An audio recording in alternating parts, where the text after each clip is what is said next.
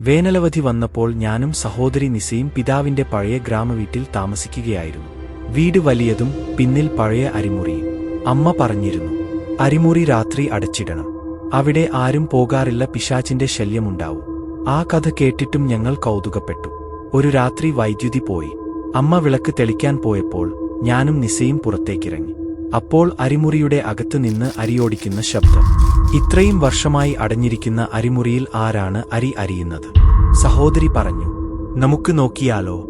ഞങ്ങൾ വാതിൽ തുറന്നു. ഉള്ളിൽ ഇരുട്ട് മാത്രം. ചൂളയിൽ ആരോ കൈകൊണ്ടു അരി അരിയുന്നത് പോലെ. പെട്ടെന്ന് വലിയ കണ്ണുകൾ, ചുവന്ന തീ പോലെ. മുഖം മുഴുവൻ പൊടിയും പൊട്ടലും. കൈയിൽ പഴയ അരിവള്ളി.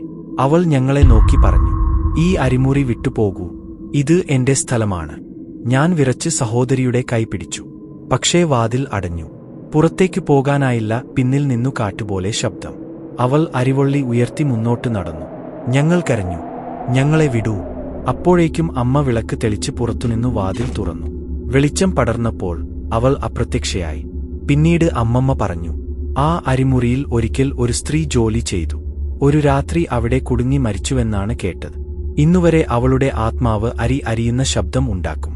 അന്നുമുതൽ ഞാനും സഹോദരിയും ഒരിക്കലും രാത്രിയിൽ അരിമുറിക്കരികിൽ പോകാറില്ല.